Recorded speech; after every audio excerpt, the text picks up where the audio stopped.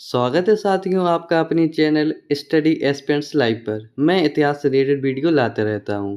पिछले वीडियो में हमने हर एक वंश पर टॉप 10 क्वेश्चन अटेम्प्ट किए थे। आज के इस सेशन में हम शिशुनाग वंश पर आधारित टॉप 10 क्वेश्चन अटेम्प्ट करेंगे। तो चलिए शुरू करते हैं। आज के जो इस सेशन का जो पहला क्वेश्चन है, शिशुनाग वंश की स्थापना किसने की थी? Option A Udayan, option B Bimbisara, option C Shishunaga, option D Kalashoka. तो इस क्वेश्चन का जो सही आंसर है वो है आपका ऑप्शन सी शिशुनाग। इसके बाद चलते हैं अगले क्वेश्चन पर। शिशुनाग वंश की स्थापना लगभग कब हुई थी? ऑप्शन ए 544 ईसा पूर्व, ऑप्शन बी 413 ईसा पूर्व, ऑप्शन सी 321 ईसा पूर्व, ऑप्शन डी 232 ईसा पूर्व। तो इस क्वेश्चन का जो सही आंसर है वो है आपका ऑप्शन बी 413 ईसा पूर्व। इसके बाद चलते हैं अपने अगले क्वेश्चन पर। शिशुनाग वंश की राजधानी कहाँ थी? Option A Ujjaini, option B Vaishali, option C Kaushambi, option D Pataliputra.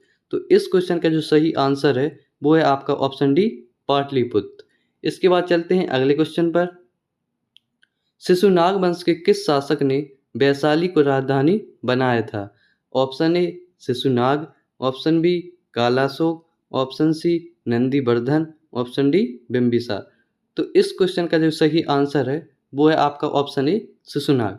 मैं आपको बता दूं, शिशुनाग ने जो अपनी राजधानी है वो वैशाली को बनाया था, लेकिन इसके बाद जो अगला शासक आया कालाशोक, उसने पुनः राजधानी पाटलिपुत्र कर दी थी, जो हर्यक वंश में हुआ करती थी अजातशत्रु के समय से। इसके बाद चलते हैं हम अब अगले क्वेश्चन पर। कालाशोक का संबंध किस वंश से था? ऑप्शन ए मौर्य वंश, ऑप्शन बी नंदवंश, ऑप्शन सी शिशुनाग वंश, ऑप्शन डी हर्यक वंश। तो इस क्वेश्चन का जो सही आंसर है वो है आपका ऑप्शन सी शिशुनाग वंश। इसके बाद चलते हैं हम अपने अगले क्वेश्चन पर। द्वितीय बौद्ध संगीति का आयोजन किसके शासनकाल में हुआ? Option A Ashoka, option B Kalashoka, option C Bimbisara, option D Chandragupta Maurya. तो इस क्वेश्चन का जो सही आंसर है वो है आपका ऑप्शन बी कालाशोक। 383 ईसा पूर्व में कालाशोक के समय में ही बौद्ध संगीति हुई थी और यह वैशाली में हुई थी। इसके बाद जो हमारा अगला क्वेश्चन है, शिशुनाग वंश का अंतिम शासक कौन था? Option A Nandivardhana, option B Kalashoka, option C Dhanananda, option D Mahapadmananda. तो इस क्वेश्चन का जो सही आंसर है वो है आपका ऑप्शन ए नंदीवर्धन। इसके बाद जो हमारा अगला क्वेश्चन है, शिशुनाग वंश का पतन किसके द्वारा हुआ? Option A Bimbisara, option B Mahapadmananda, option C Chanakya, option D Ashoka. तो इस क्वेश्चन का जो सही आंसर है वो है आपका ऑप्शन बी महापद्मानंद।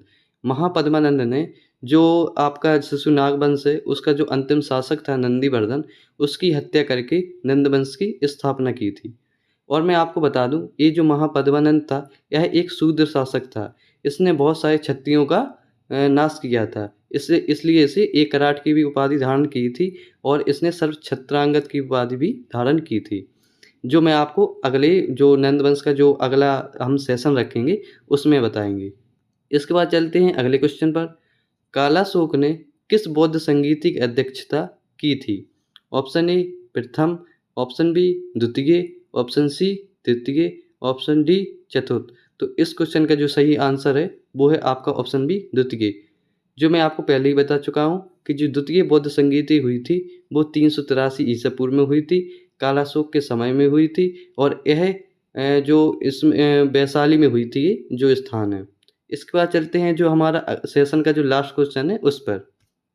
शिशुनाग वंश से संबंधित कौन सा तथ्य सही नहीं है? ऑप्शन ए इसकी स्थापना शिशुनाग ने की थी, ऑप्शन बी इसका अंतिम शासक नंदीवर्धन था, ऑप्शन सी यह मौर्य वंश के बाद आया, ऑप्शन डी इसकी राजधानी पाटलिपुत्र थी।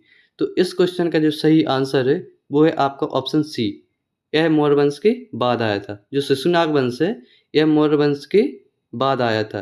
ये बिल्कुल ही आपका गलत है, क्योंकि ये जो इसमें जो रियल है वो शिशुनाग वंश से ये बाद में आया था मौर्य वंश। ठीक है। इसके बाद जो हमारा जो सेशन है वो कंप्लीट हो जाता है। आगे के सेशन में हम नंद वंश को डिस्कस करेंगे। ठीक है, धन्यवाद।